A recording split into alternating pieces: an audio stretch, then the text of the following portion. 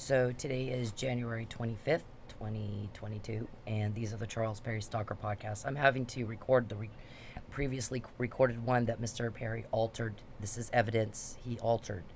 He's hacked my phone or cloned it, and he shuts it off when he doesn't like what I'm saying. So I'm having to redo and tape over and record over the recording or show the recording how it was just cut off all of a sudden.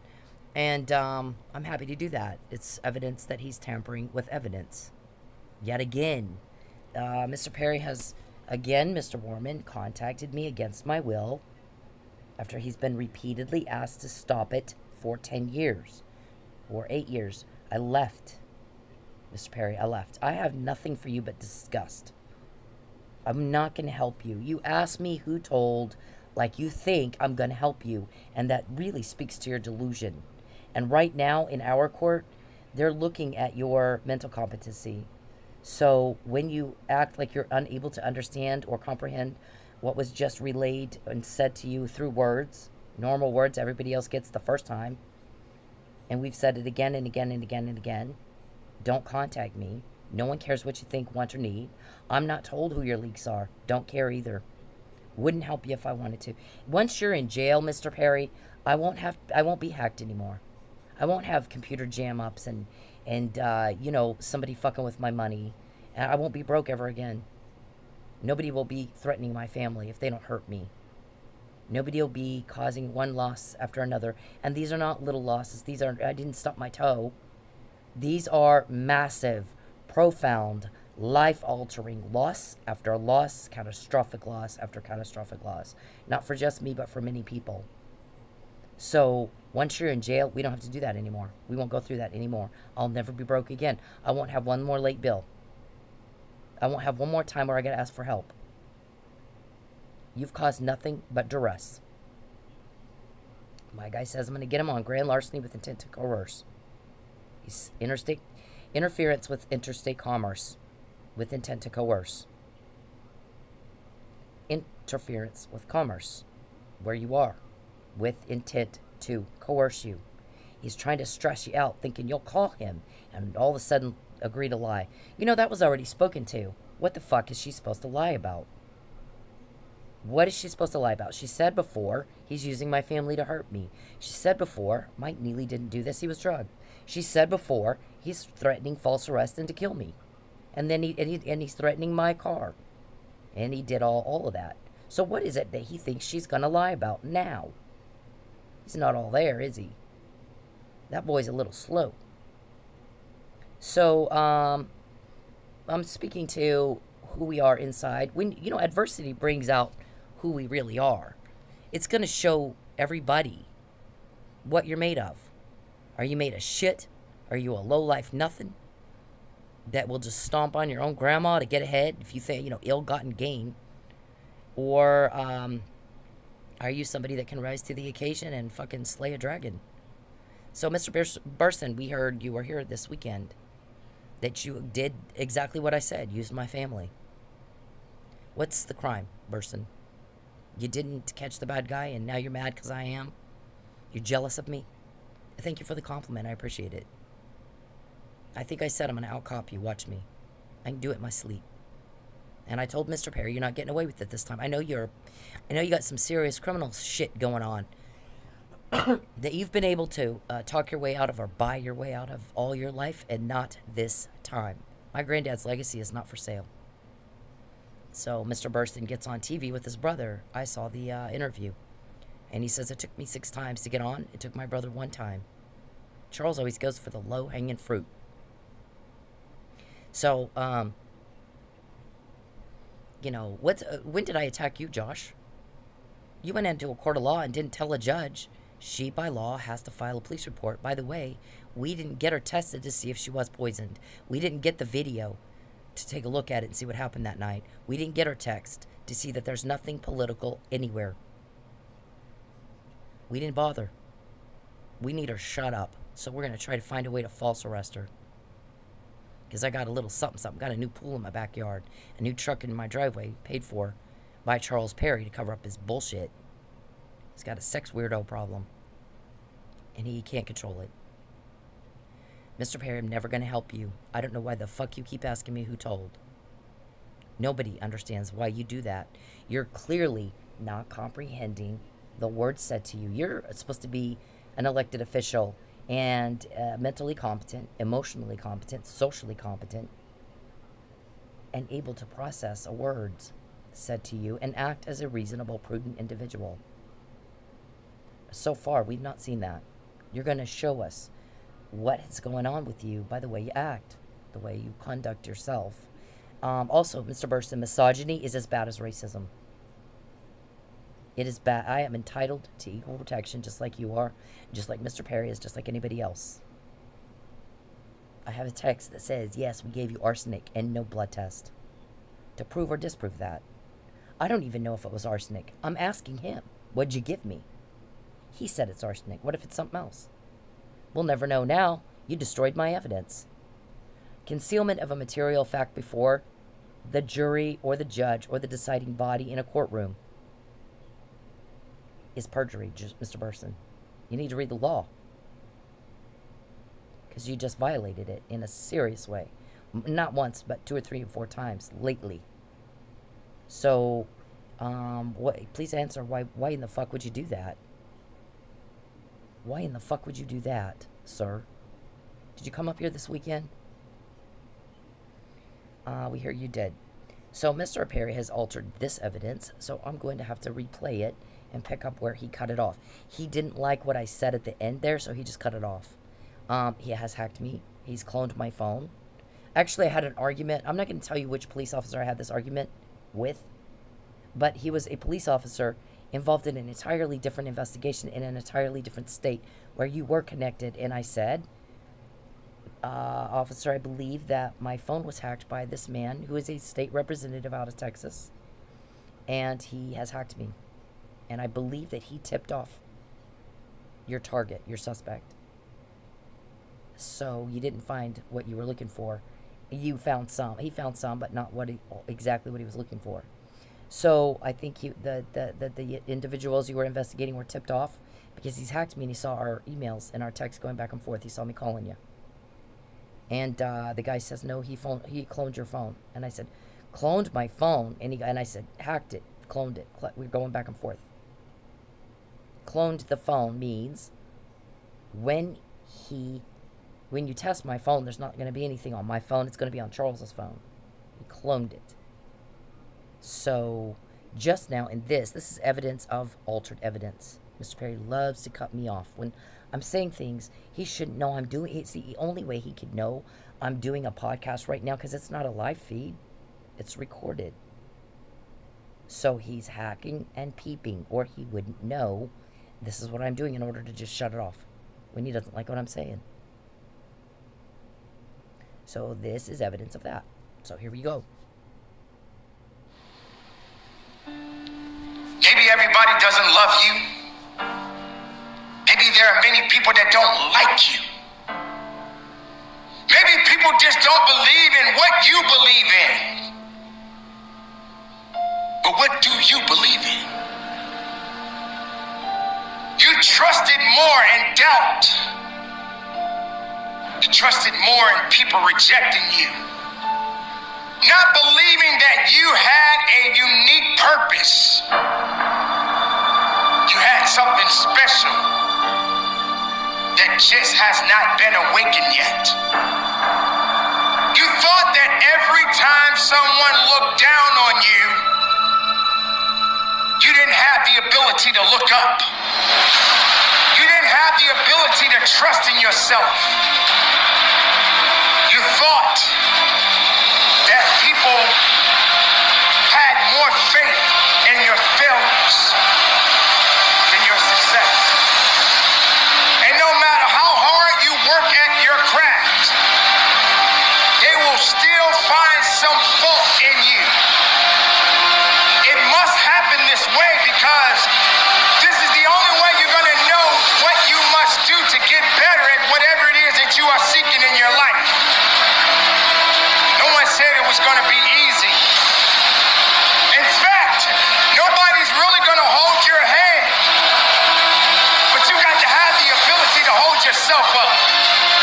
You have to have enough faith within yourself to understand that no matter how far you go in your life, that it's your life. You believe in the answers that they had for you instead of answering your own question. Am I good enough? Can I be the best of myself? The time has come for you to understand that you cannot depend on the opinions of others. You cannot just trust in the opinions of others. You cannot allow other people to validate you. Because you are just who you are. This right here is what it's all about. And I get that there are some guys over in Texas that have been the bitch of a sex pervert for a long time. And that was your choice. You chose not to enforce the law. You chose not to relieve suffering caused by crime. You chose to cover it up and cause more hurt and more pain and more loss. And please let me help you understand something. You have a lot of people in Oklahoma going, why are these guys from Texas coming up to Oklahoma and killing our cops? I get that the Texas Rangers are part of that, and you don't like me, and I don't care. No one asked you. You know what you were asked to do? Relieve suffering caused by crime. There's honor in your badge, Josh Burson. It took you 6 times to pass the panel. You said that in your police interview, didn't you? So you had 6 times that the panel was concerned enough that you didn't overcome it. So once you became a police officer, once they let you on there, the Texas Rangers are elite. Again, you had a choice: relieve suffering caused by crime or cover it up and allow more and more suffering. And guess what? I don't care what you think, Mr. Burson. I don't. Didn't ask you, did I? You know what you were asked to do by citizens who pay you and put a roof over your head and a car in your driveway? Relieve the suffering caused by crime where you live in Lubbock, Texas. Mr. Burson, Mr. Perry has been a serial killer and a serial stalker most of his life, and you don't know what I know. And you're attacking me, sir. You guys are attacking me. This morning there was a meeting. I'm not going to tell you who all was in the meeting or how I know this. Let me explain something to you. Mr. Perry continues to ask me who told, and I have said over and over and over, Mr. Perry, I'm sick and tired of repeating myself, man. Get it the first time. Right now is it crucial that you prove you can understand what is being said to you, that you are comprehending the concept relayed in words, and that you are able to respond appropriately. Nobody asked you what you think. Nobody asked you guys what you want. Nobody asked you how you feel. We all get it. You need a cover-up, and you're not going to get one this time. I'm going to do the disclaimer. Use allegedly. Nobody's been proven guilty in a court of law yet. Apply the but-for and the reasonable prudent individual standard. Here, but for your attack on me, laws are made to prevent us from injury, but for your intentional causing of the injury. And my response as a reasonable, prudent individual, we wouldn't do these podcasts, would we? Wouldn't need to. Got tons of other stuff to do. Mr. Burson, I'm in criminal justice college. I'm on the dean's list, sir. I'm not stupid. I was raised by 3 generations of police. I know exactly what a good police officer does, how they think, how they move, how they conduct themselves, and what they do every day with their time. Empathy, you don't have any, or you wouldn't be doing what you're doing. People are hurting. There's much suffering in the land. We assert all constitutional rights. That includes equal protection under the law. Women are as entitled to protections of the law as men. There's a Women's Protection Act, Mr. Burson. Victims and Witnesses Protection. There's like 20 different laws protecting the rights of women against being harassed, sexually exploited, sex trafficked, slaves, you know, some sort of weirdo sex slave. I never agreed to that, never consented to it. This is a job for me, Mr. Burson, and I'm better at it than you are. And I don't need your approval. Didn't ask for it. I told you I'll out-cop you in my sleep, and I won't even have to try, because my heart's in a different place than yours, and really that's all it comes down to. It's what's in my heart. My granddad was a very good man. He blessed people's lives in a way they won't ever forget. His name is on the front door of the police station where he served as chief of police. I remember sitting in his car when I was a little kid, driving down the street, looking at his radio. He had one of those really old police radios in his car, and how safe I felt with my granddad. Because things were not always perfect in my house. My dad had substance abuse problems. I wish he didn't, but he did. So things were not always safe for me, but when I was with my granddad, I was safe. That's what people want, Mr. Burson, from you. To feel safe. You're a peacekeeper. Why are guys from Texas coming up to Oklahoma and killing our cops? The guy said. Mr. Burson, misogyny is as bad as racism, sir. These things with discrimination are not something I understand. I really don't. One of my friends asked me a long time ago, would you get on an elevator alone with an African-American man? And I looked at her and I was like, wow, that is a dated question. I said, if the man, frankly, skin color doesn't have anything to do with anything, but I'm going to tell you this. If I'm getting on an elevator with a man of any color who's dressed in a suit and a tie, is polite and courteous, no. If I'm getting on the elevator with a man of any color who's dressed like a thug and he's rude and he smells like alcohol or something, yeah, I probably wouldn't get on the elevator alone with him. That was the question. Would you get on an elevator alone with an African-American man? Depends. But you know what? Skin color has nothing to do with anything, actually, when it comes down to it. What it comes down to is, how's he dressed? How does he carry himself? How does he conduct himself? Does he look like he poses a threat to me? Is he white, black, green, pink? Dressed like a thug or dressed like a professional? If he's dressed like a professional and conducts himself as a professional, even if he's in jeans and a t-shirt, but he's acting professional and courteous, the chances are more likely I would get on the elevator with him alone than I would with some thug-looking guy that looks like he might want to, hurt me. Sometimes it's a vibe. So my answer is, yeah, of course, depending on the vibe I got from the person. There is an outrage, Mr. Burson, against violence against women in this country. Misogyny. Al Franken was asked to resign from the Senate for slapping a butt of a couple of girls, and they had no evidence of that. And I've got a shit ton of evidence, sir, and you need to look at it. So this morning the meeting was she has said over and over for months, he's using my family to hurt me. He's using my family to hurt me. He's using my family to hurt me. And the big problem that we have, Mr. Robertson and Mr. Perry, is that we will tell them, she's already caught you on that. She's already caught you on that. You've already been caught on that. And they'll say, do it anyway. And then it will be like, then they try to do it. It doesn't work out. We told you, she's already caught you on that. That's why it didn't work out, geniuses.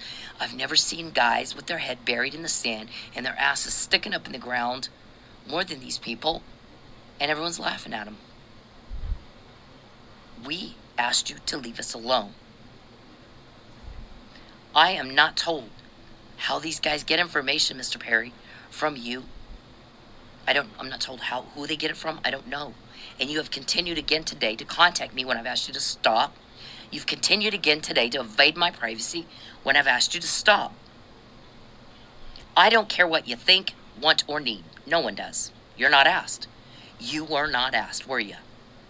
You have got to prove, sir, that you understand words said to you and demonstrate that by the way you respond. You are responding inappropriately again today. That's a failure on your part. That is a huge failure on your part, because it is speaking into our courtroom your intelligence level. One thing is, I don't say it twice, sir. I've worked around very powerful people. I'm working with some now. One time is all you say it, and they get it. You're not grasping the words or the concepts relate to you, and you're not demonstrating that by your response. No one cares how you think, feel, want, need.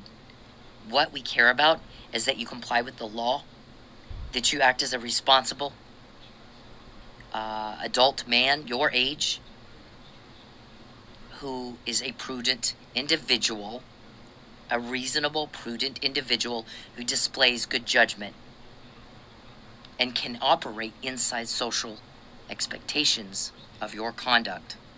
And so far, you've not done that. So, Josh, since you want to attack me, thank you. You have not, nobody's paid me a bigger compliment than for a Texas Ranger to attack me. Because when I'm growing up with my granddad, I'm always told Texas Rangers are elite. Everybody wants to be a Texas Ranger. You got to be a really good cop to be a Texas Ranger. And yet you guys have allowed crime to flourish and people to suffer. There's much suffering in the land. And then on top of that, you attack me. That means I'm effective. That means I'm good at what I do. Because my goal is to end the suffering, relieve suffering caused by crime. And if you watched the TV special Unbelievable on Netflix, which is a kind of a docudrama about the Mark O'Leary rape case, where a woman was raped, a young girl. I mean, she must have been 18 or 19. She was raped, and she's attempting to discuss that with police in her town, and she's traumatized, and she didn't really relay things properly and couldn't remember. You're traumatized, you don't remember. And I was talking to Tulsa police after my false arrest, and they were asking me about David grabbing my crotch. So at one point I said, I think Detective Egan said, did you let him grab your crotch? Did you? She was just hounding and hounding and hounding, and I went, yes, I had to get my evidence. I didn't mean, yes, I let him grab my crotch. What I meant is, I gave him access to me so I could have access to him. Nobody gets to grab my crotch. And when, after all this, I'm all traumatized, and I'm talking to her, and the thing that she should have asked me for first before going at me like that is the documents I set right in front of her that were David Robertson's text, because in those texts I said, don't grab my crotch. And he said, I'm going to do it anyway. That's more likely that establishes my mindset at the time. More so than when I'm traumatized and I'm just trying to figure out what the fuck is going on here. My guys didn't tell me they were going to allow that. They needed me to respond in a realistic way. And boy, howdy did I. But after I got home and I got the puzzle and everything, they explained you allow a drug buy. You allow a drug buy to prove your case. That was obstruction of justice. They destroyed your evidence and they committed perjury. Josh Burson too. So we allowed it. And we didn't tell you, and I'm sorry. And, you know, if you study some techniques of law enforcement, then look into it. I mean, I'm not even going to, I don't owe you anything. I don't owe you an explanation. Nobody does. But I have said it's done non-traditionally. But you know what? We've seen, you know, situations of organizations, law enforcement organizations like the CIA, FBI, DEA, that do investigations, and they sometimes don't tell operatives what's going to happen. They drop them right into it because we need a real response, a real reaction. They can't think you're acting. You got to think you got to believe it. You got to be, it's real. So, you know, don't bother me with doubt. Because what happened is they got obstruction. Now, there was some disappointment that Tulsa Police didn't pursue charges. Big disappointment. Tulsa Police had 5 people. My guys have a bunch more. A lot of victims. And if they have to watch over me like this, how many other victims are they having to watch over too? So what happens is I'm getting poisoned. I've got texts. Are you giving me arsenic? Yeah. Nobody tests me. There's a video. I don't sit down with the detective and go, look at the video, detective, if this happened and this happened and here's when this happened and here's when I don't get to explain shit, did I? Nobody preserved my evidence. There was no blood test. Nobody preserved it. It was impeded. You don't do that if you're innocent. And nobody knows how the offender got my police report. But what we know is, here's the thing, Josh. I just went over yesterday a situation which I moved to Lubbock, and there's things going on at school that shouldn't be going on at school. My kids are affected by that. And I go to the board with it, and I go, listen, I went to the principal, and I didn't get the satisfactory resolution. In fact, he retaliated against my son. I watched him do it. He did it right in front of me. So that's unacceptable. Now my son's distracted and his grades are falling. He's stressing out at school. Not okay. So I'm asking for a transfer to a different school, which he got eventually, but we had to fight for it. We just came from Las Vegas, Nevada. 72 hours. You make a complaint, it's fixed. Problem solved. And the kid can now focus on school and grades and learning and not drama from a immature older adult who really shouldn't be around kids at all. We've been doing it this way for 30 years. Yep. And it's not working. Is it? Everybody wants their test grades up. Everybody wants to have a high-performing school. And yet you're not willing to do what you need to do to set kids up for success so that your grades are high. Because my son is in gifted classes. He's a genius. No reason for him to come home with a C. He's well advanced. In 4th grade, he's taken 5th and 6th grade math. He was in an AP class. You caused that. It's not my son's fault, it's your fault. You fix it. You got a subpar teacher who's acting like a 12-year-old. Ask that teacher to fix the problem or get the fuck out. Because that person's toxic bullshit is affecting my child's grades, and you don't get to do that. And in Vegas, with 2 million people in one school district, Josh, 72 hours, the problem is solved. So why in a smaller town, it's a very small town, and not only, Clark County had one school district, Clark County School District, 2 million people, all kinds of shit tons of kids. 72 hours, they could get it resolved. And in Lubbock, it takes 10 to 30 days. And for my son, it took months. And we had to fight. And I had to go to a board meeting at fucking 7 o'clock in the morning. And go talk to the board members. Not only that, but after the board meeting, I scheduled meetings with each one independently. This is not working. It is unacceptable. It's not only mediocre, it is subpar. Don't act like you care about grades. You don't. Because if you cared about grades, when a child's parent comes in and says, you got a problem, I expect it to be fixed today. Because you don't have that many kids to deal with. I just came from a district that has a bunch. If they can get it done in 3 days, you ought to be able to get it done in 24, because you got 3 school districts here. You got LASD, you got Cooper, and you got Friendship. You don't have much on your plate. Fix the problem now. Nope. We've been doing it this way for 30 years, and that's how we do it. That's just where your child probably playing too many video games. I can't tell you how many people told me that. The failure is the video games. I said, my son doesn't have an Xbox right now, actually, as it turns out. We don't have one. He doesn't play video games. He's been asking for one. And fuck you for saying that. What I expect you to do is make the school environment learning friendly. Make it learning friendly. And don't tell me again, we've been doing it this way for 30 years. It's not working, is it? Guess what, Josh? Everything changed. Before I left town, whole school district changed. Because sometimes it takes one person stepping up and saying, not this time. Everybody else may have said okay, We've been doing it this way for 30 years. We a bunch of old coots that don't know our ass from a hole in the ground. We just, oh my God. Yep. I don't even understand the words you're saying to me. What I'm saying to you is fix the fucking problem now. Because the people are suffering.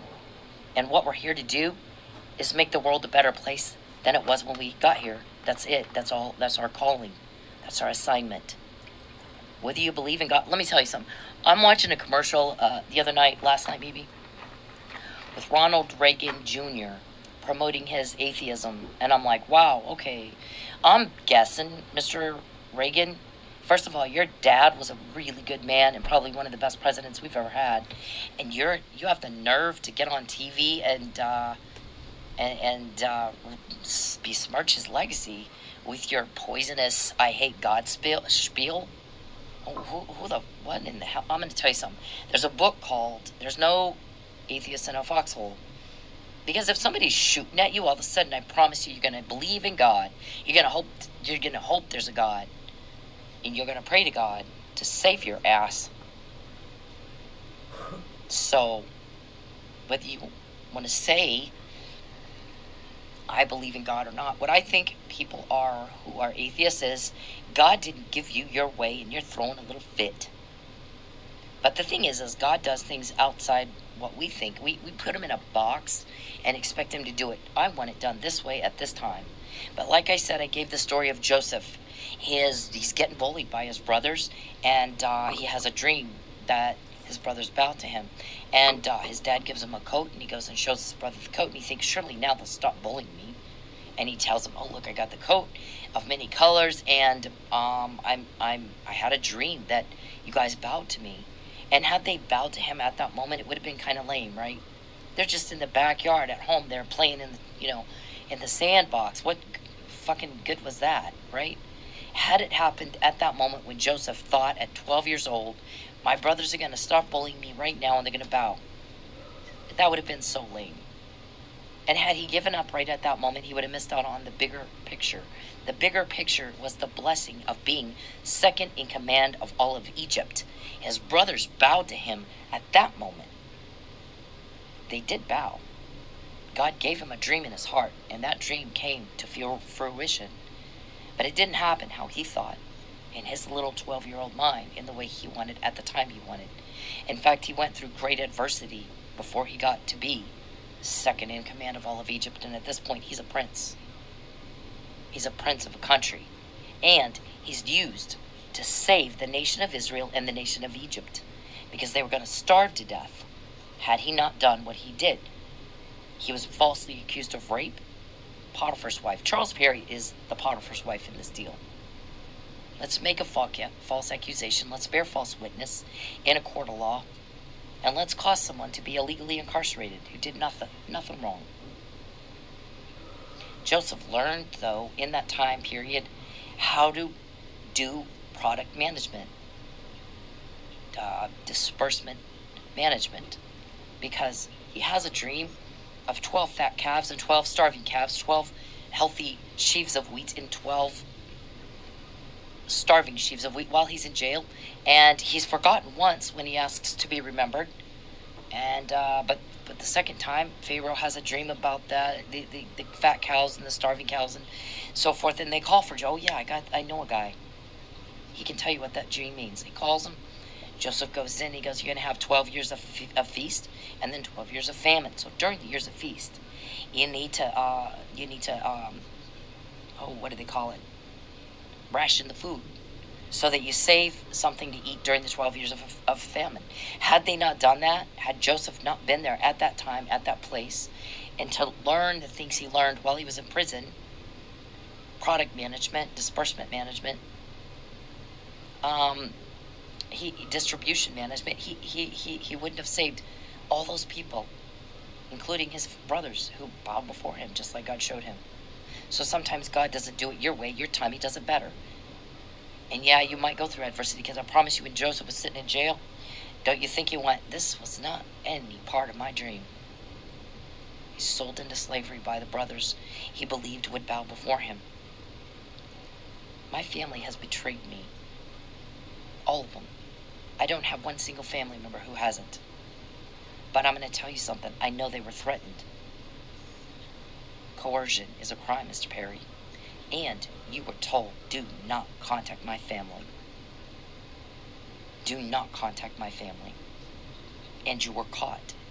Because you've asked me over and over, is it your family talking? Is it your family talking? Is your family a leak?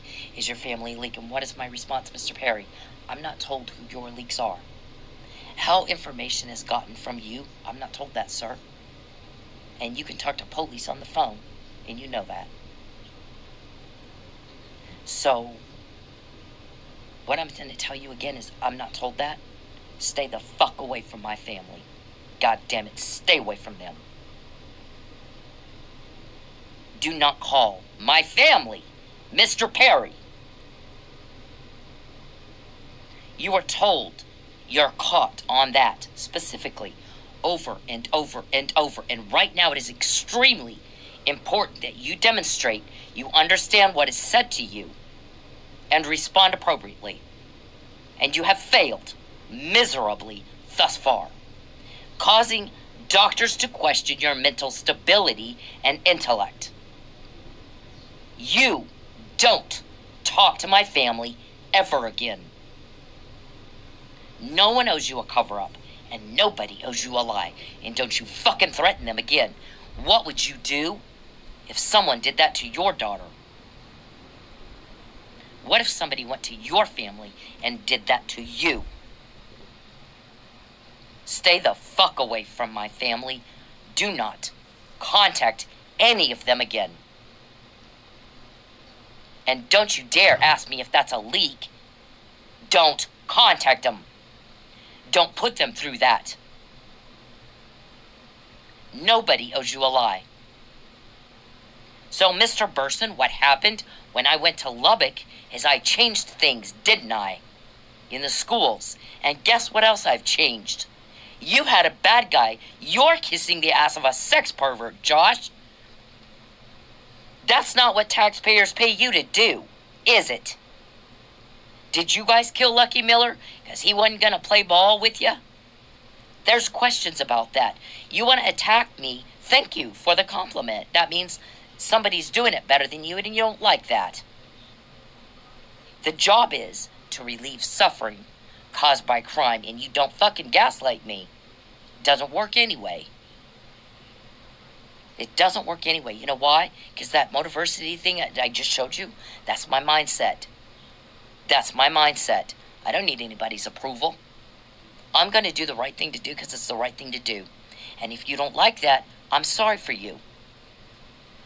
You're offending other people. You're causing people to be disturbed and creeped out. And you will stop. And what I said right now is, don't contact my family. You must demonstrate that you understand what was just said to you and respond appropriately. You were caught. Contact my family over and over, and then you tried it again this weekend. And everybody's like, oh my God. See, first of all, she already caught them. She's not going to do what they want, whether she's sick or not. And I was sick as a dog. That was a God thing. I've never been so thankful to be sick in my life as I was this weekend. Were you in town, Josh Burson? I heard you were. I heard you came up here and you were going to fuck with me because I'm better at your job than you are. I said 5 years ago, Mr. Perry is a serial stalker. He's a serial peeping Tom. He's a child pornographer, and he's a serial killer. I know that because I'm better at your job than you are. And I said, he's not going to get away with it this time. And if you're a Texas Ranger that has been covering up for him all this time, and Lucky and Mike said, yeah, we're not going to do that. There's motive for first-degree murder of a police officer in Oklahoma. A lot of guys in Oklahoma are not happy about that. Why are guys from Texas coming up to Oklahoma and killing our cops? Who the fuck do they think they are? Who the fuck do they think they are? I'm sorry that you're offended, Josh. Really, I am. All of you Texas Rangers that listen to this, and we're trying to trick her into this, and we're trying to trick her into this. Everybody, we got to shut her up. If you shut one person up, there'll be another one, and another one, and another one, and you're causing suffering. You're not relieving it, and there's honor in your badge. There's honor in your badge. You don't work for just anybody. You work for the people, the taxpayers. You have a roof over your head. You have food on your table and a car in your driveway. And you need to take care of them. They're taking care of you. And if you don't want to, then go work for Charles Perry. Quit being a law enforcement officer. Get out of it. It is the bad ones like you that cause mistrust. And we got recruiting problems. We got trust problems. We got crime-solving problems because of guys like you. The bad ones mess it up for the good ones. There's a lot of really good cops out there. I know some of them. Lucky was one. So is Mike Nealey. So is Mike Nealey. Why would you want to hurt somebody? And the thing that you guys have failed to factor in is empathy. Being a police officer requires good judgment. You have to have it. Split-second decisions all the time. Right? Split-second decisions. So you can see, I guess Perry didn't like that, so he cut it off. So hang on a second. Mr. Perry, I've seen my bank account. You caused that. It's been duly noted for the record. As I said, my guy's going to charge you with harassment of his witness, tampering with his witness. The crime is grand larceny with intent to coerce. So expect that to come down, whenever they're ready. So, Mr. Burson, so what you did, like I said, concealment of a material fact from the deciding body is perjury. It's like U.S. versus Strom, Vreeland versus U.S., Strom versus U.S. I'll pull that up in a minute. I'm also asserting New York Times Company versus Sullivan, Garrison versus Louisiana. We have free speech, Josh. Qualified immunity only applies if you're in compliance with the law. If you're knowingly violating the law in the process of your job, you don't get qualified immunity. Saucer versus Katz. There's like 20 different decisions made by the United States Supreme Court. There is no qualified immunity when you're committing fraud upon a court intentionally. You knowingly, willfully conceal a material fact from the judge or from the deciding body, the jury. That's called perjury in this country. You have a duty to disclose it. You knew of the fact. You willfully concealed it from the deciding body. And it could have changed the outcome of the decision made.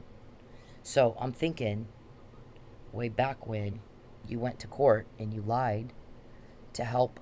There's also a crime in Oklahoma, a law on the books that prohibits conspiracy to arrange a false arrest. Also, I'm asserting Title 18, United States Code 1512 and 1513. You don't get to tamper with witnesses.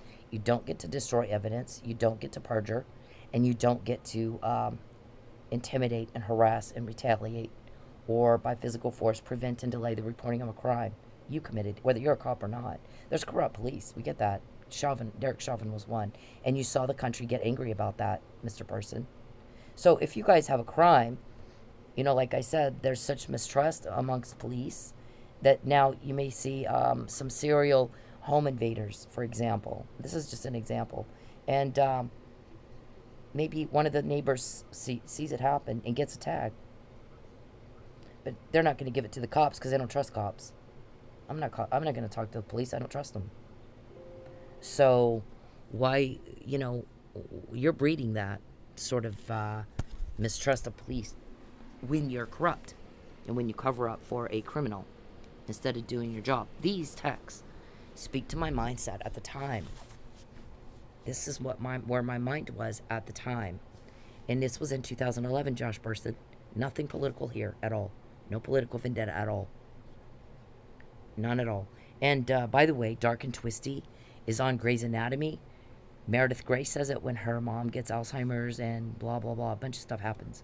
And she's describing being sad. Dark and Twisty is not a threat to a senator. It doesn't matter. So I don't appreciate what you did. And if you're trying to retaliate against me now by using my ex-husband to try to get to me, you came up all the way to Tulsa to try to fuck with me and use my family. Again, you don't get qualified immunity. There's a right to free speech. There's a right to equal protection. Misogyny is as bad as racism. There's all kinds of laws on the books protecting women from violent offenders, such as yourself. So I need you to note all that for the record. I'm asserting all of those rights right now.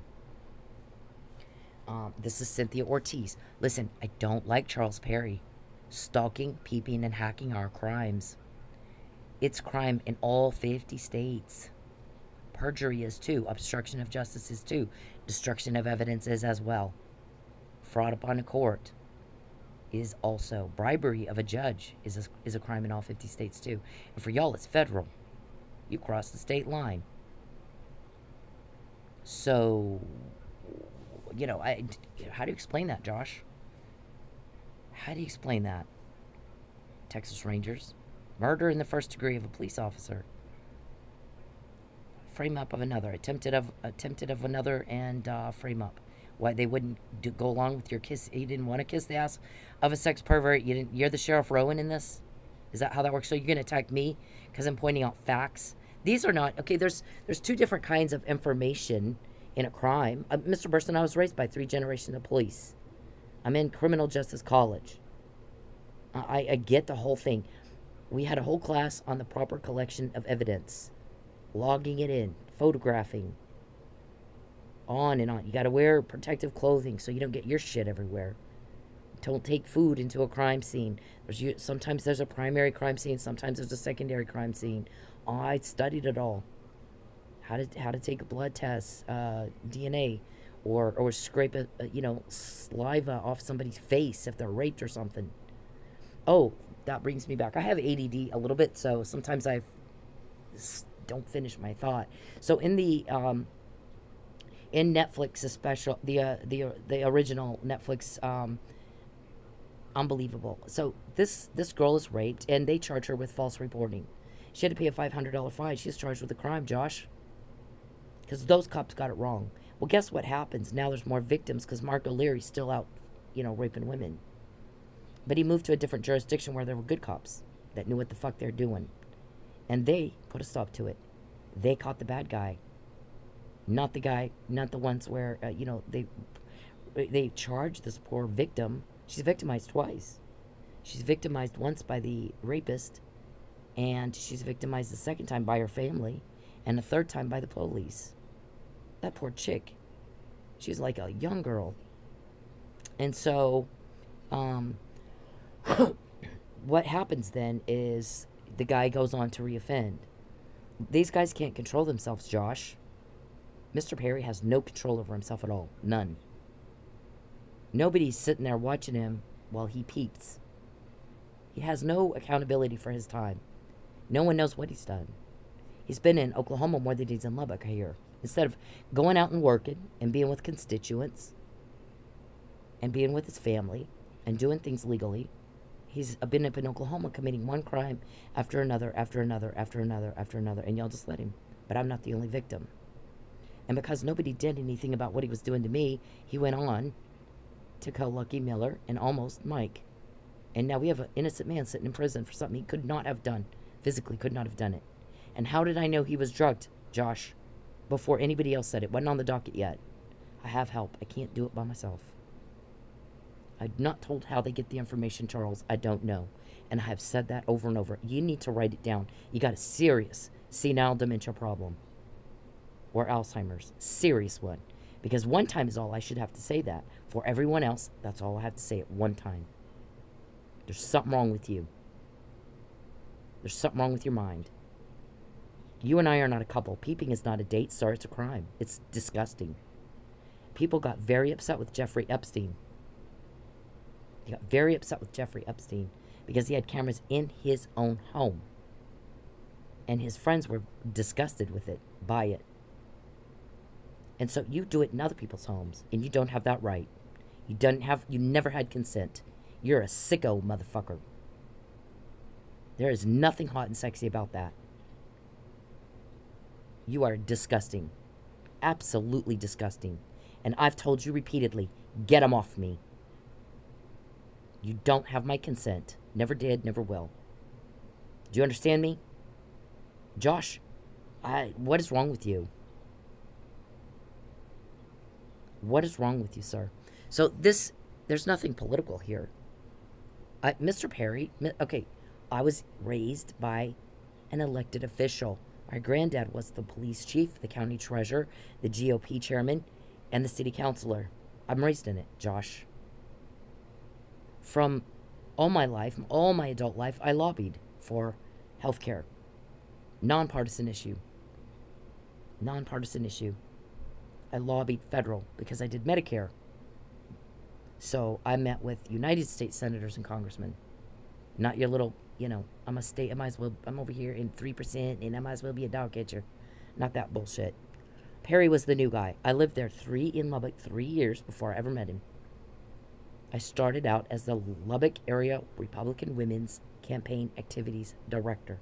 What that means, Josh, is that candidates came to me and asked our women to assist in block walking or campaign events or something to help them get elected. And that might mean it was an incumbent or not. It was my choice as to who we helped. Do you understand? My choice. So I did that for a year, and then I started taking paid campaigns. And I worked for Jason Moore. I worked for Ben Campbell very briefly. Ben Campbell had some problems because he did do jail time for fraud. That's Charles's guy. That's Charles's guy. 6 months in jail for fraud. So he had a hard time, getting clients and keeping them or something. I guess he would get a client, and then once they found out he was a convicted felon, they just fired him. Anyways, so I worked for Jason on a paid campaign. I worked for Randy Reeves on a paid campaign. Asked those men how conservative they are.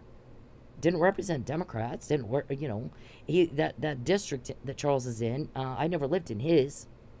By the time he became a state senator, I was gone. I left November 2013. Left. I wanted to leave before that, and everyone knew it. In fact, I think I sent Connie Curry. There's a lady there, Connie Curry. She's like Charles. Nosy body. Can't mind her own business. Can't get a life. She's got to get in everybody else's business. So, and she's a wannabe. She's a wannabe. I'm standing there talking to some people. I don't know, 4 or 5 people came walking up to me. I guess you're really busy. What are you doing? What campaigns are you working on? Well, I'm working on XYZ, blah, blah, blah.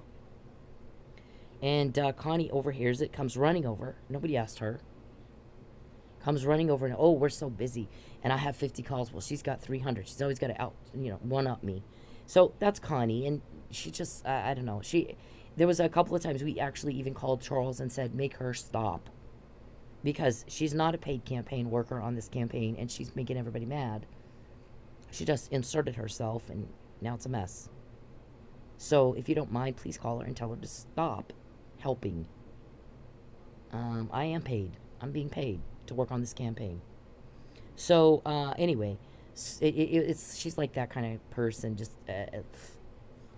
Anyways, walks in the room and everybody goes, oh God, not her. So now I can't remember what I was going to say. So we had, those clients of mine were as conservative as Perry. If in an 86% Republican district, you can't flip it, Josh. It's not worth anybody's time or attention. It's not. I kept my mouth shut for 4 years, Josh. I only told my close friends. Robert and Mandy here didn't live in Texas. Another friend of mine lived in Texas, but not anywhere near Lubbock. She's not a Lubbock voter. Another friend of mine, 2 friends of mine, lived in Lubbock, but I had to tell them Cheryl Underwood was one because she sat there and watched all the weird shit happen. She sat there and watched all the weird shit happen. She saw things I didn't see. She called to tell me. I saw this. Perry walked in looking for you and left. He wasn't eating. It was weird as shit. She saw the secretary sitting there. So, those guys in Mannford were like, you know how many times I've pulled up behind the home of a woman who is not my wife and watched her in her backyard? Never, because it's weirdo. You know how many times I've gone to a restaurant to spy on a woman who's not my wife? Or sent my secretary? Or even my wife? Never, because it's weirdo. And none of that is what you do to pass a law in Texas. Again, we're looking at what is the intellect of a person who is unclear on their legislative duties.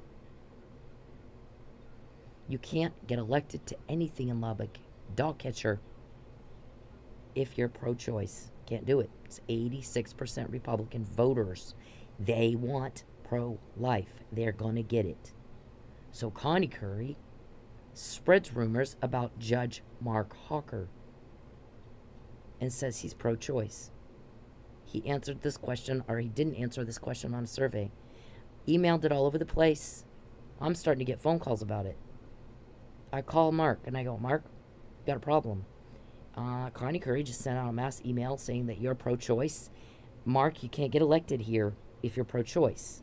What happened? And he goes, no, I'm pro-life. I didn't answer the question because there's nothing about my job that I would have that in front of me. My job is, I think it was juvenile delinquent something court. I don't know. He's a judge. I don't even remember what he said, but he said that's not going to ever be an issue for the position that I'm running for. So I just didn't answer it. I didn't realize it was that big of a deal. I said, in this town, it is. So you got to counter that right now and tell people what happened. So he did. And he won by 200 votes. So Josh, where's the political vendetta? You got to understand, Perry's the new guy. I didn't do Texas legislation. Didn't do it. Had I done Texas legislation, do you really think, since I'd already been there 3 years, helped a lot of people, got to know a lot of people, already had paid campaigns, do you really think I needed Charles for anything? One guy can't pass a law. One guy can't do it.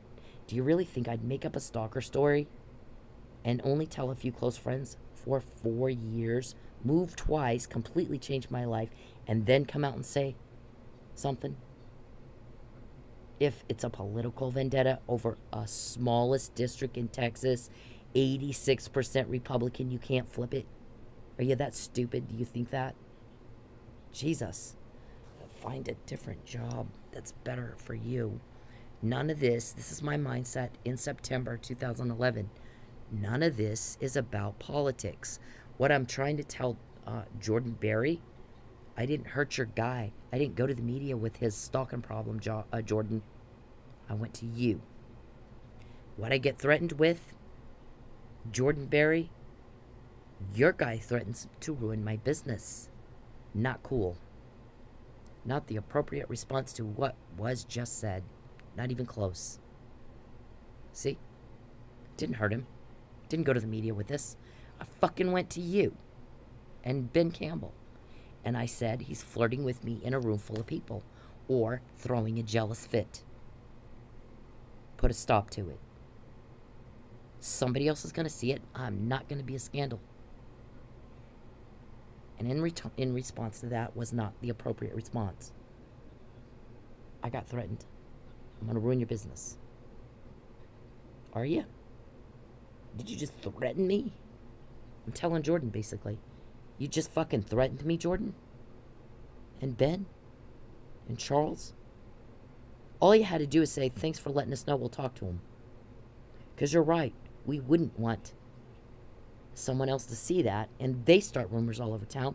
Because in Lubbock, everybody calls 5 people and says, everyone calls 5 people, and everyone says, you can't tell anybody. You're sworn to secrecy.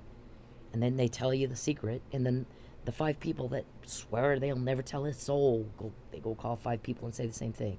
So if it happens at 8, by 8:11, it's all over town. So I guess when Matt Powell said about 4 things, one is she's torpedoed my case. Okay, again, where is the evidence of a political vendetta? Number 2 is I had misgivings and I wish I hadn't done it. It was the biggest mistake of my life. Biggest mistake of my life. Told everybody. It got all over Lubbock. And 3, we're sending her home. We're going to make her think Charles will leave her alone. Only he's going to harass the hell out of her. And such things like her car getting wrecked 4 times in 2 years. Or vandalized. Or her money. They stealing her money and all that crap. When she tells on us, we're going to say she's harassing us. We're going to lie in court. And I'm going to tell everybody in Lubbock, and everyone knows it. And then it gets back to me in jail. during the first false arrest, during the first lie. So, yeah. Anyways, so there's that. I'm telling people at the time, this speaks to my mindset, Josh. At the time, I'm being stalked. Nothing here about pro-life or gay marriage or gun rights or any political issue at all. There was nothing. He imagined it, or he just bold-faced lied. We're waiting for him to say which one it is. Did you imagine it? Because you're kind of delusional. Or did you bold-faced lie? These are facts, Josh. There are facts that are objective and subjective. Objective means it's just a fact. There's no argument, yes or no, about it. It's not open to interpretation. It's not subject to someone's opinion. It just is. On this, I sent these texts on September 20th, 2011. That's just a fact. It's objective. It's not open to interpretation. It's not subjective. Right, Josh? I'm learning this in school, Josh. So, you know, and there's nothing political here. There's no argument. It's all about, I might have to move. When I'm emailing Connie Curry and telling her, don't fucking misrepresent somebody again, like you just did to Mark Hawker, I'm really wanting to get the fuck out of this town. I can't stand it here. It was in June 2013. I hated it there. I told Daryl Kitchens, I said, I don't want to live here. And he said, I need you to stay for me. Please stay for me. I did. He died in October, and I left as soon as he died. The only reason I stayed as long as I did is because he asked me to. So had he not asked me to, I would not have. I hated Lubbock. I still hate Lubbock. It's, there's like 5 people there that I respect. Everybody else, I mean, I can't stand it. It's not even kind of my cup of tea at all. I never, So, Josh, there's that. So you tell me what is political about all this, Josh. You know, you went into court and you claimed that I committed a crime and you had me arrested. I lost my home. My son and I lived in Sapulpa. My son played tennis. He's the captain of the tennis team out there. We lived one house, like 10 steps from the damn courts. He'd get up on Saturday morning and go play tennis with his buddies. All of a sudden, I'm telling him I'm getting threatened with death and false arrest. The McNamara email. Josh. That's what that says. He's threatening me with death and false arrest. He's threatening to isolate me. He's threatening to coerce. He's going to force me to do something against my will. Or try to entice. McNamara email was sent in October 2015. My son was sitting there when I'm talking to his dad on the phone. Crying and screaming. What's going to happen to me? I'm getting threatened. I'm getting threatened. This is not how you get a date, Perry. Where's Jacqueline? You sit around and bother me. So, then they did it. And I'm calling my kid from jail. Dennis, remember what Charles said he was going to do to me? If I didn't obey his command? He's nothing to me. He's going to false arrest me. I'm in jail. Right at that minute, Josh, my kid lost his house. He's 14 years old. I had all this. The Judge Hanson, didn't hear about all this, did he? I know Judge Hanson. I don't think you bought him. What I think happened is he trusted the wrong people. Because Judge Hanson's a nice guy. Remember, I worked in politics, Josh. I knew all kinds of people. Perry's the new guy. I'm not going to go to him for anything. I'm going to go to people who are very well established, have some pull, have some power. I've got pictures of myself with Rick Perry long before I ever met Charles Perry. Why not go through his people? What do I need Charles for? Charles is a little podunk nothing. New guy. Didn't know anybody. Didn't have rapport with anybody. Nobody trusted him yet. He's the smallest district in the state. He's in, frankly, if you want to attack somebody politically, why would you attack somebody politically unless you want your guy in that position, right? So, first of all, who would be my guy that I'd want in that position, Josh? I'm telling people in June 2013, I hate it here. I don't want to live here anymore. I hate this town. Hate it. It's just not my thing. I'm sick and tired of hearing we've been doing it this way for 30 years. That was one problem. I heard that so many times I wanted to throw up. I don't think that way. I don't know how to think that way. It's not acceptable.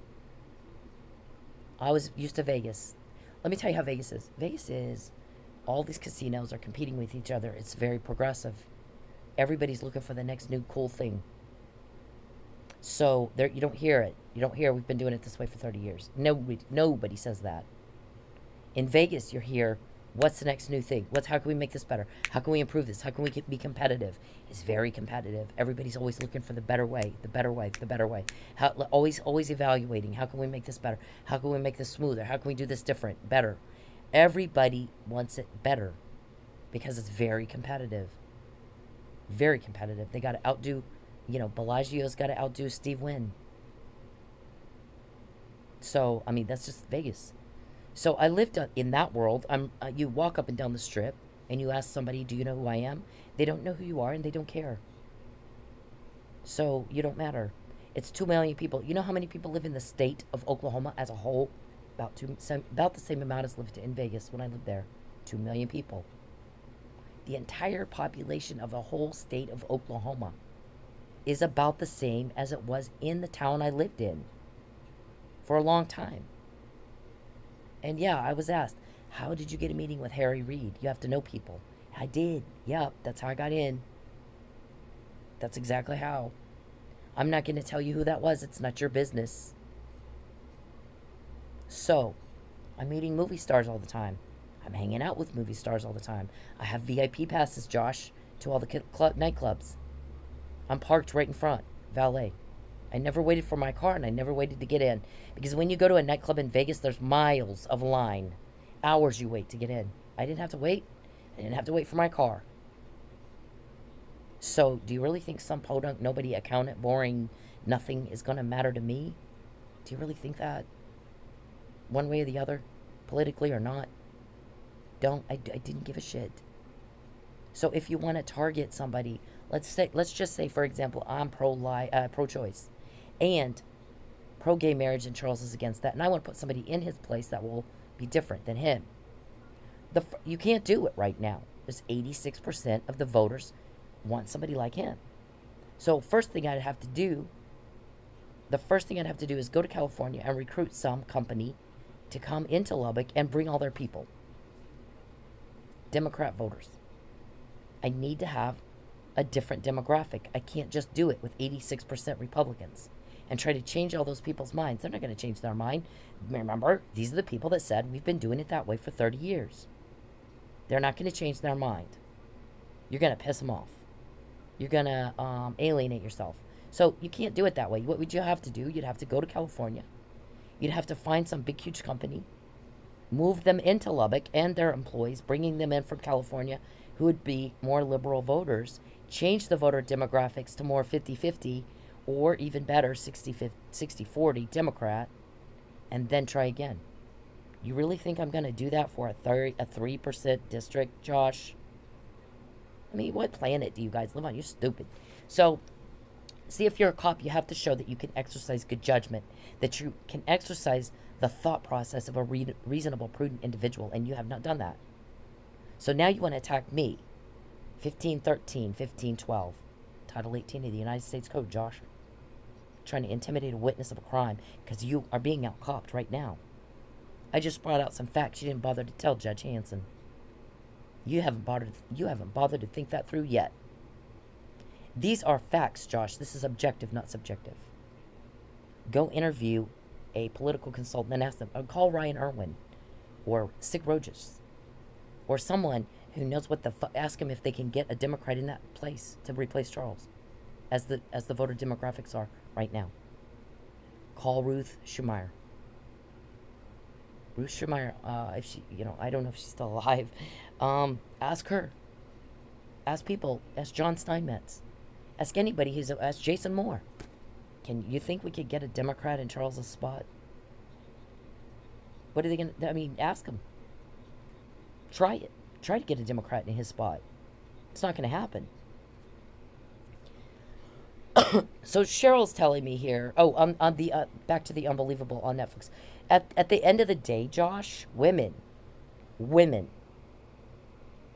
who had empathy for the victims, they find Mark O'Leary, they get his camera, they pull the pictures off. The little girl said, "I remember when I'm being raped, you put something on my stomach and took pictures. I don't know what it was. I just felt something on my stomach and I knew I was getting photographed." Well, so sure as shit, they find the guy's camera.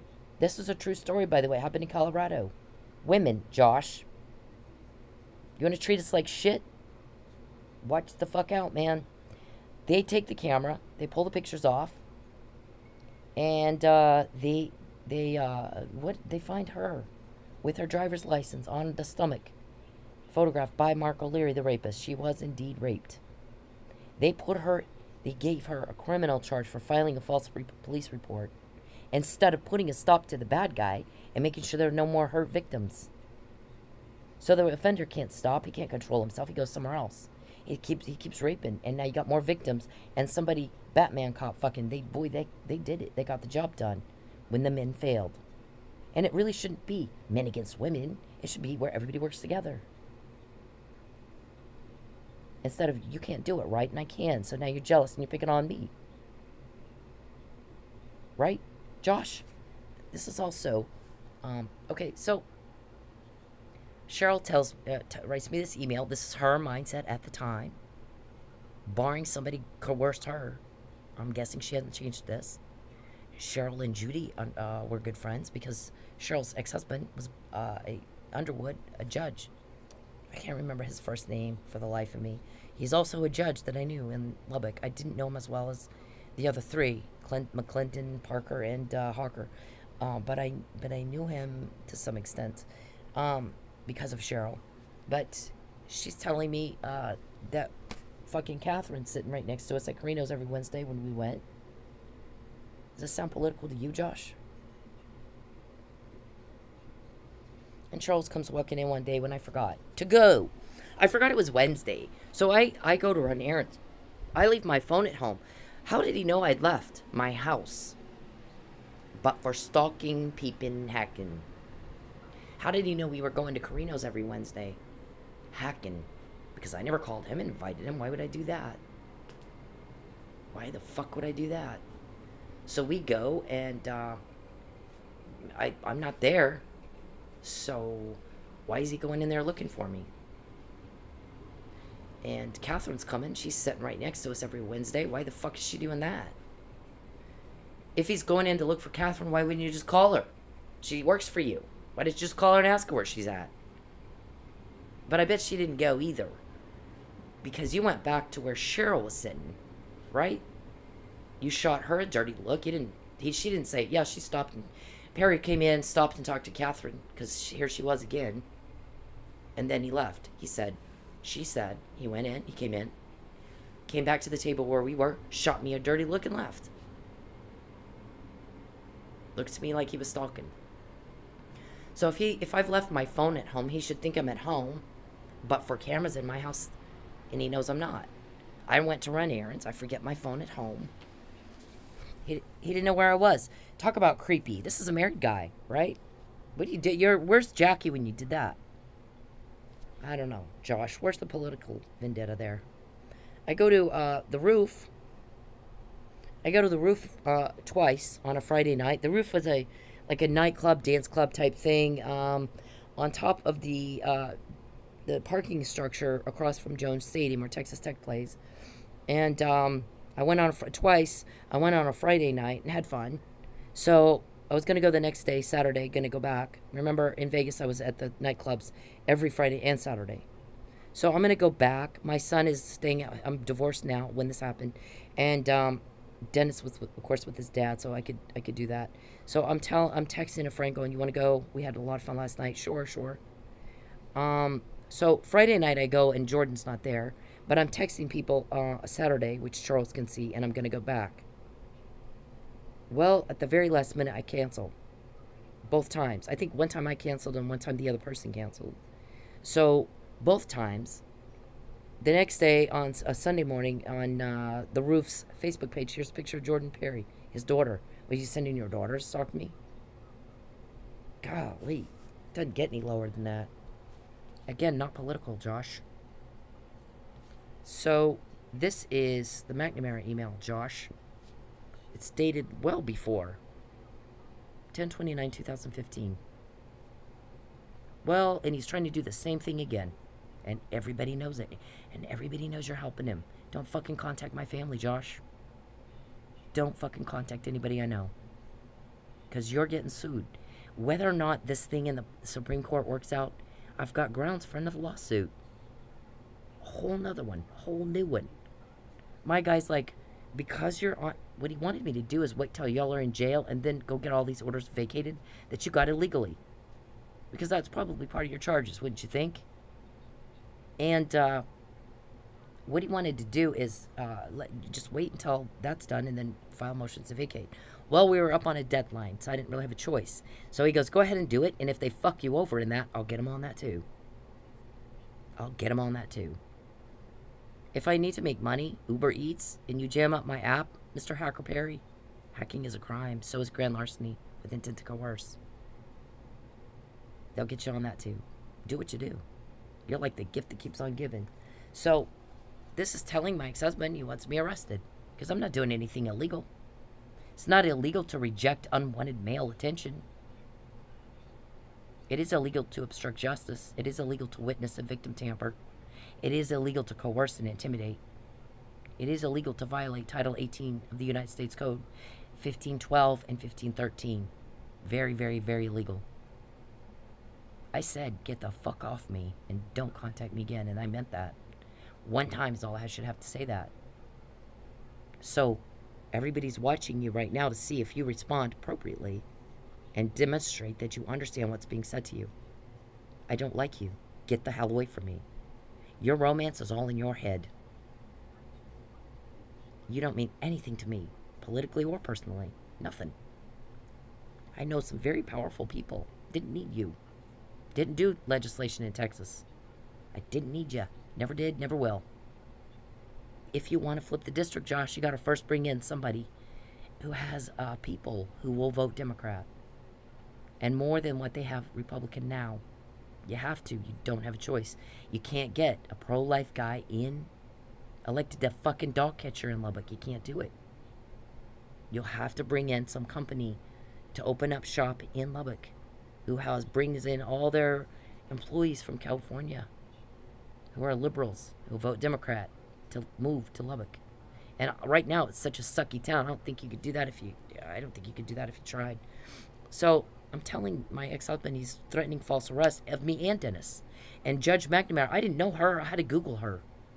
She's in juvenile court. When my guys tell me this, give me this right here, is so disturbed, whoever Charles told he was going to do this, that they reported him.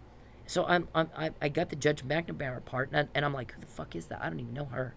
I had to Google her to see, yeah, she is indeed over juvenile court. I didn't know. I didn't know all the judges in Lubbock. I knew. If they didn't go to LARW events, I didn't know them. That's why I didn't meet Matt Powell. He didn't go. I didn't meet him. And I guess he told somebody. I wish to God I had met her when she lived here. And then I never would have fallen for this crap Charles told me. And he asked you, Charles, didn't he? When I'm sitting in jail. And he's starting to hear me talk on the phone to my family. And is starting to realize something's wrong. Something's wrong. Did he ask you? Look me in the eye and tell me, is there any way at all this could be personal? Did he? I heard he did. More than once. She's been displaced, Charles. And you want to throw me back in jail to shut me up? Because now you've made it worse. Now you got first-degree murder of a police officer. Suspicion on you. And what you could have done, we all have acts showing consciousness of guilt. Josh, you're a cop. You ought to know that. You're showing guilt by attacking me. To me, when you got Texas Rangers attacking you because you're good at what you do, you can out-sting up, you Sherlocked Mike's case, you know, you got some evidence that's objective, not subjective. They're attacking you. So, wow. Thank you for the compliment. For a Texas Ranger to be jealous of me is fucking doesn't get any better than that. Doesn't almost. Almost doesn't get any better than that. So I give this to him in October, and guess what else, Josh? I had written a letter to the U.S. attorney after 2 policemen. Look what I'm telling him. Look what I'm telling him. That's dated January 4, 2016. I hadn't even filed the police report yet. That police report was filed on the 21st, several weeks after this. He's not going to get vindicated of stalking allegations when he stalks, escalates stalking, like by a false arrest that he's been threatening or killing me. Duh. Okay. So, I mean, jeez, I still have a protected address. When I'm in jail, Josh, my cop buddies give me that. Fabian's name. So, look at this, Josh. Again, you see anything political here? I texted Fabian. He was my manager. He was my manager at Jaguars. Look at the date on that, Josh. So I tell and look, his name is on here. Is it Charles Perry's name? Nope. Is that some other random guy's name? Nope. Anyways, but I will tell you, Josh, they thought you were a leak, so you got to be careful. So this is the, first, I didn't ask for money here. I just said, Judge, please make him leave me alone.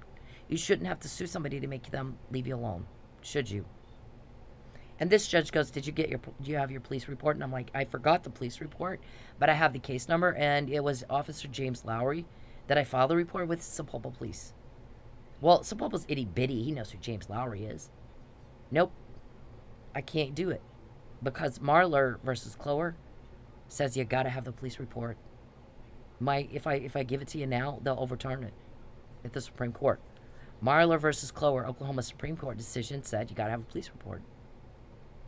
I tend to usually like to file a report and then have a determination made by police, like on the vandalism and on the attempted murder. Like, I need a blood test, Detective Egan, so that that we can have a determination before I walk into a courtroom again and ask for a protective order. The judge needs to see I really need one. They tried to kill me. But I don't get that opportunity, did I? No, I did not, Josh. So, aren't you into protecting life? Isn't that what police are supposed to do? Protect and serve? Peace, safety, all that. You heard of it? Okay, so this is the law, Josh. You must be compliant with, you must file a complaint against the stalker with law enforcement. See it? That's the law. Judge Irick was saying, yeah, you can't, I can't give you what you want. Okay, so, and here's the anything about pro-life there, Josh, or gay rights, or environmental something, or, do you see anything in this text here that indicates a political anything? Yeah, no. Okay, so, that's a death threat, sir. This is when I get called by Detective Egan on the 15th of February, 2016. Guess where I was when she calls asking for the evidence? I'm in jail. By physical force prevented and delayed from reporting the crime you committed against me. It's a violation of Title 18 of the United States Code, Section 1512, and because it was retaliation, 1513. Okay, so these are facts, Josh. These are objective facts. These are not subjective facts. So I'm in school, Josh. This is the date of the police report, and I say there's a video. There's a video that would have showed, had they preserved it, according to Brady laws, you got to do it if you're going to throw somebody in jail and allege a false report. You have no intention of prosecuting or going to trial, Mr. Powell, is what you indicated by failure to preserve the evidence. He had no intention of going to trial. He was just fucking with her. He was just trying to intimidate her. And that's it. Because those people tried to kill her. Those people tried to kill her, and by the grace of God, it didn't work out. So he throws her in jail. And here's this, Josh. What the video at Lady Godiva's would have shown is I'm sitting next to these two guys. I sat down. And they did a lot of stuff to me that I ignored for a long time. I blew it off. What did Dr. Russell say? Ignore as much as you can. But what you've got with Charles is he escalates sometimes too much, where you can't ignore it because he can't get attention normal ways. And this, Josh, is what you had me thrown in jail for. You victimized me twice. You victimized me twice. All I did is tell a married man, I'm not going to have him. I'm not going to be your Monica. I don't want a scandal. If things aren't working out between you and your wife, get a divorce, and then we'll go from there. But I'm not gonna lie for you. I'm not gonna be your bitch. I don't want to thing with you. I don't want to be your Monica or your error in judgment. And these guys always get in trouble when they cover up. Look at John Ensign. Had he not done the $96,000 payoff, he'd still be a senator, I promise you. Everybody in Nevada loves John Ensign. He got a total pass on the affair. He shouldn't have done that, but he got a pass on it. Guess what he gets in trouble for? The cover-up. He almost went to jail for that. So did his chief of staff. And I liked his chief of staff. He passed away. He and I had, we had a yelling match. But we made up, we worked together. We did great. That's what normal people do. So here's this. I sat down next to these two guys, and the one guy goes, "What's the fucking deal with this guy right here in front of me?" And he points at Dave Robertson, and I go, he's stalking me, and he goes, "Yeah, you know that girl that's sitting on his lap?" I go, "Yeah." And he goes, "Every time you go give a lap dance, she goes back there and watches you for him. He's making her go watch you." And I go, "Are you shitting me with that?"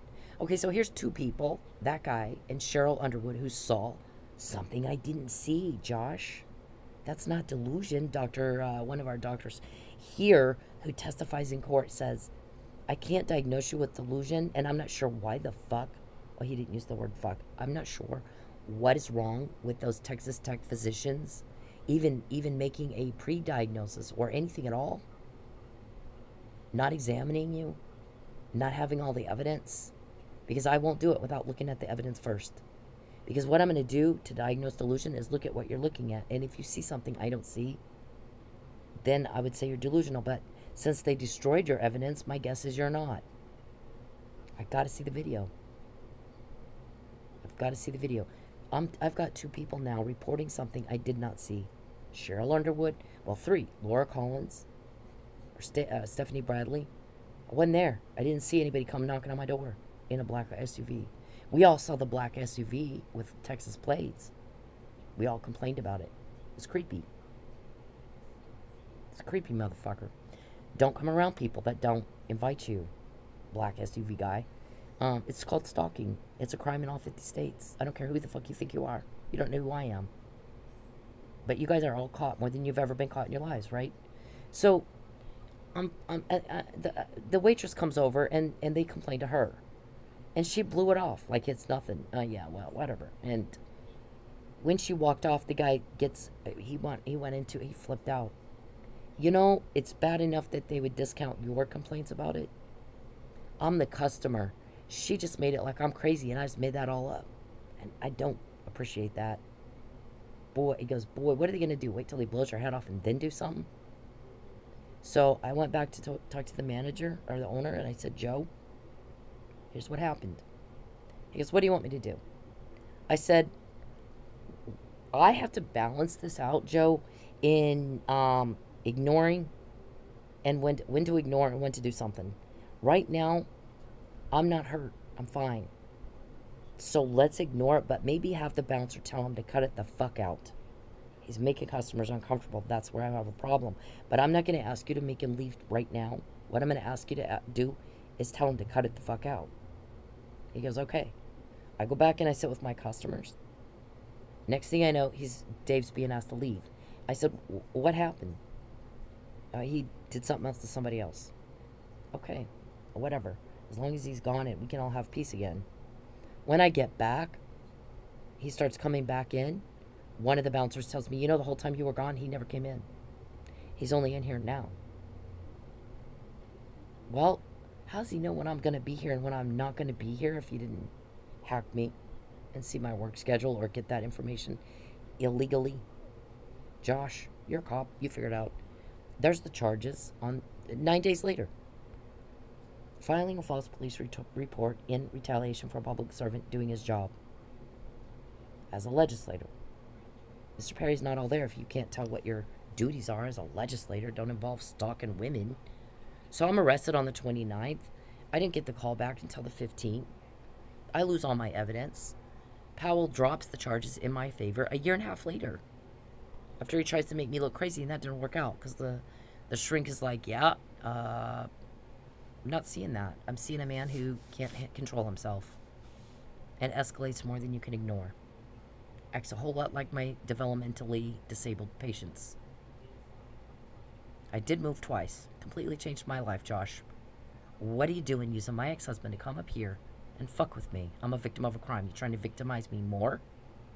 That's not what cops are for. I was raised by 3 generations of police. That's not what you do. It's not even close. Not only do you victimize me, you victimize every other victim Charles is hurting. You're hurting people, Josh. And you know it. While I'm in jail, they planned this. Send her home. Look at the date on that. April 11, 2018. What they did is they planned this, and they can't say they didn't plan it because they did it a few months later in civil court, in Lubbock, and federal court. And they did it again just recently in the state court case. That's what's on appeal now. What they wanted is on the 17th, Judge what's-his-name to dismiss it. Arrest me on the 18th using my family in Mannford. Anybody she loves, use them to hurt her. Isolate her. Throw her back in jail. Don't let her talk to any of her family. Don't let them help her. And get her a cellmate she'll open up to. And tell her she's going to be isolated and fucked over until she tells us who these guys are. We're going to obstruct justice again. Make her break the law against her will. Force her against her will to do something she doesn't want to do. And that's illegal. You're caught. And what did they have a meeting this morning? These guys were told and told and told and told and told. She knows you're using her family. You're caught.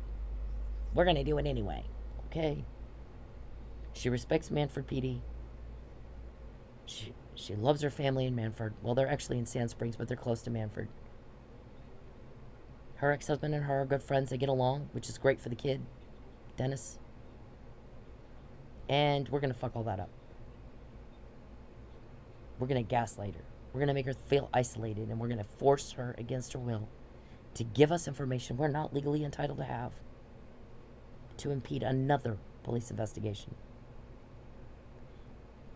You were told, leave us alone. Leave us the fuck alone. You know what? And then you got in my wallet, and you were told to get the fuck out of my wallet. You did it anyway. Then I didn't have the money to go to Mannford. So that whole thing got all jacked up. I heard y'all spent 3 weeks working on that. Is that true, Josh? Did you work on that for 3 weeks? What about Saturday when you were you in town Saturday? Don't fucking call my family again. There's no crime with me. Everyone can see that but you. And if you can't see it by now, you need to get a different job. Texas Rangers are covering up for Charles Perry, and Lucky and Mike didn't want to do that, so you hurt them, and now you're trying to hurt me. Just like The Unbelievable on Netflix. You're the ones that give cops a bad name. You're the reason it's hard to recruit. You're the reason there's animosity. You're the reason citizens might get the license plate of the guy who just broke into the neighbor's house across the street, but I'm not giving it to you.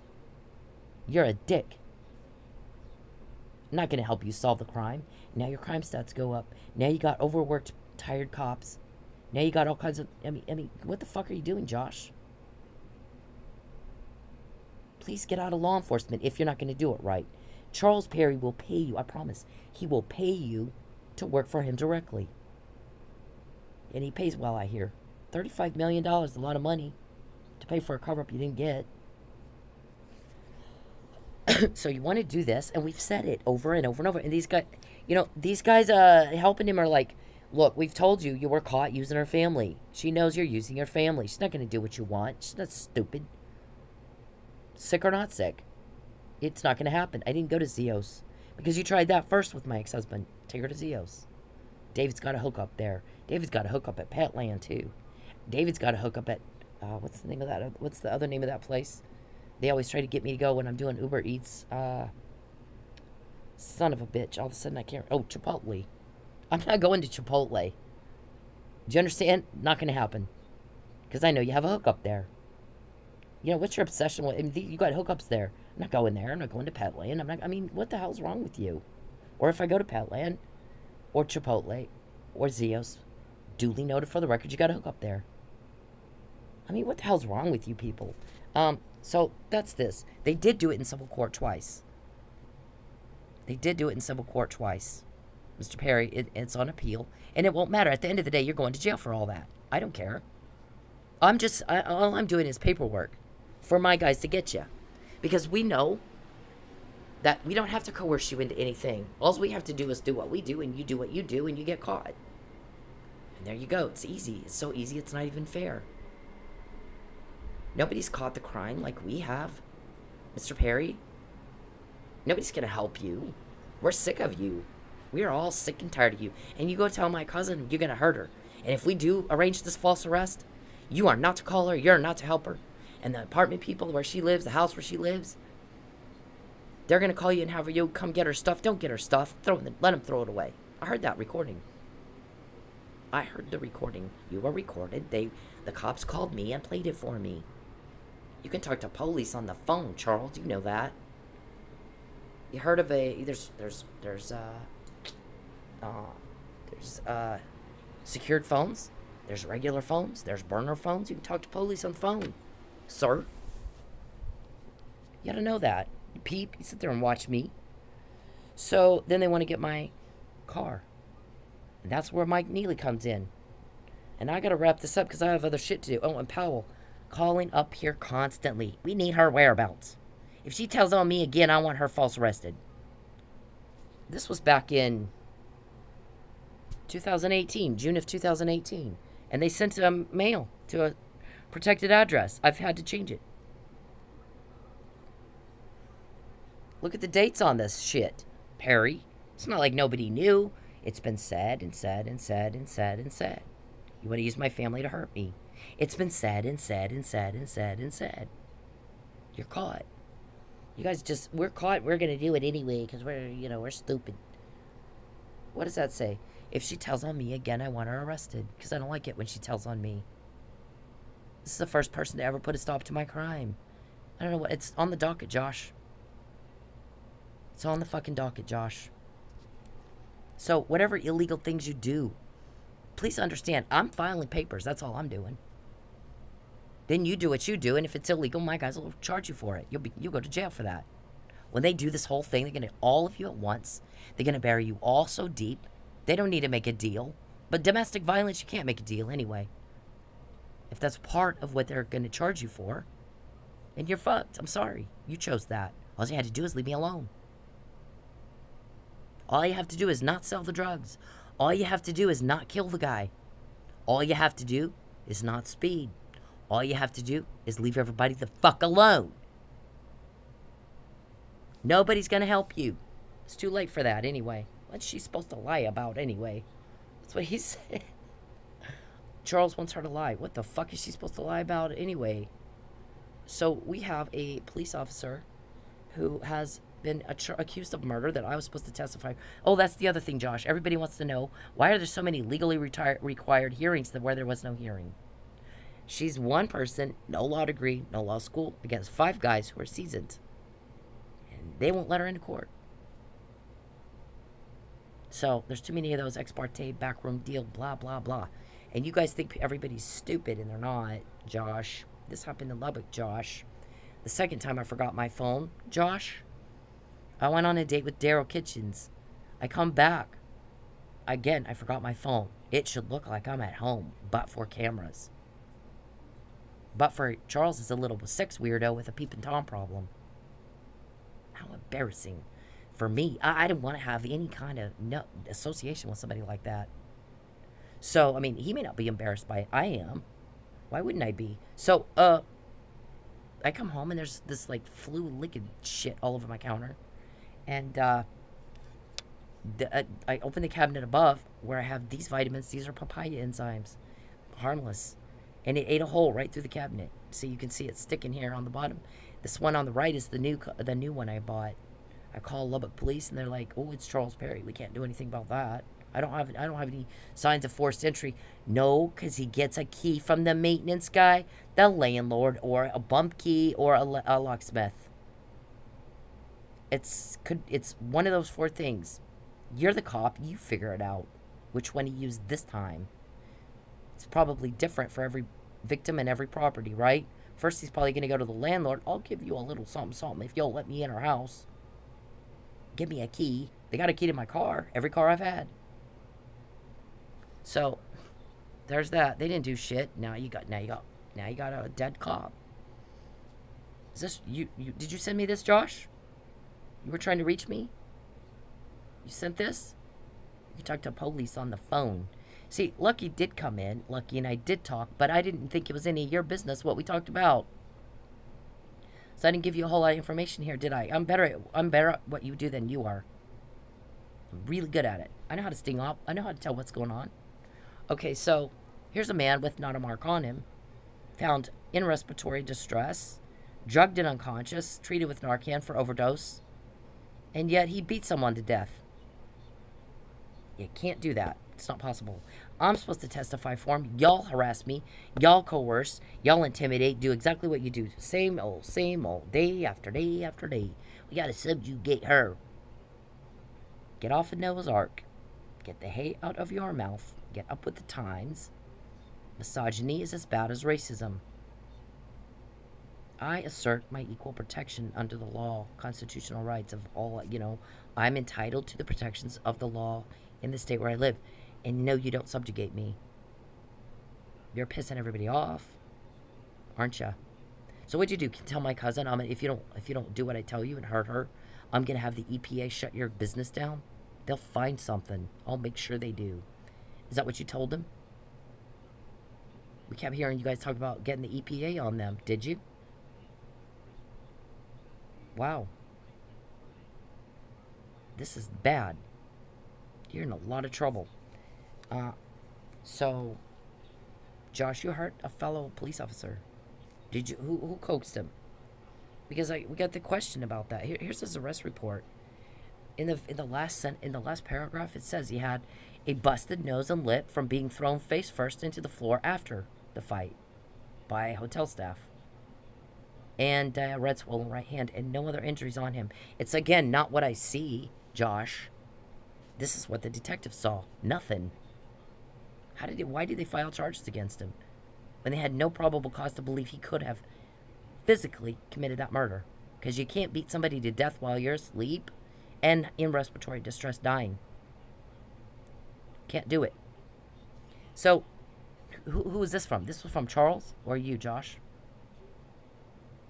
How did he have to be? Who coaxed him, Josh?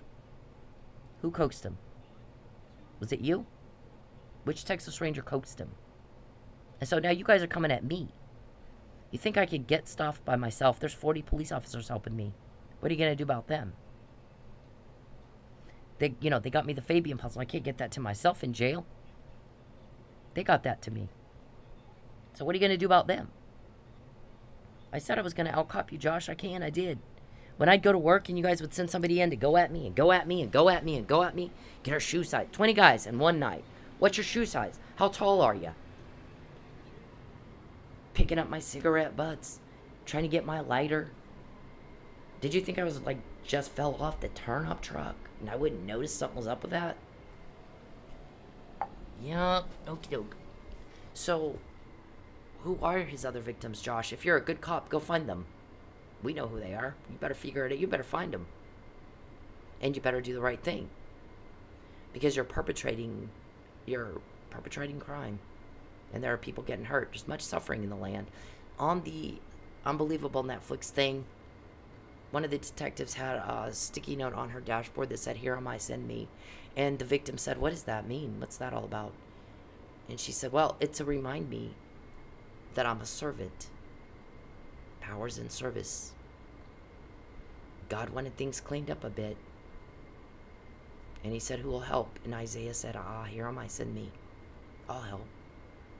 I'll help relieve suffering caused by crime," is what this detective said. And she did it, and she beasted that fucker, didn't she? She beasted that fucker. That's what law enforcement is, Josh. Relieve suffering caused by crime. My granddad's name is on the front door of the police department where he served. And you know what? The guy that gave him shit couldn't keep his pants zipped up. No one remembers his name. He's a nothing nobody. And in adversity, you see what you're made of and who you really are. I love my cousin, Craig and Dana, both of them. My Uncle Corky. I love my ex-husband very platonically. And I, of course, love my children. And I think it's awful that you chose to try to use them to hurt me. And we've duly noted it for the record in our court. And I'd hold nothing against him, but I'll tell you what, I don't trust him anymore until you're gone. Because we all know you like to threaten people into doing things they wouldn't normally do. Don't want to do. You want me false arrested, and you've told my family, don't take her phone calls and don't help her. We need her desperate, so she'll lie. About what? What is it you want me to lie about, you sick son of a bitch? It's duly noted for the record you're trying to force me to lie. Everyone knows that you're caught. Everyone knows you're trying to use my family to hurt me. You're caught. And that's what these guys were complaining about this morning. We will tell Dave and Charles you're already caught. And they'll say, do it anyway. And then it doesn't work out. It blows up on them. They spend 3 weeks working on something that doesn't happen.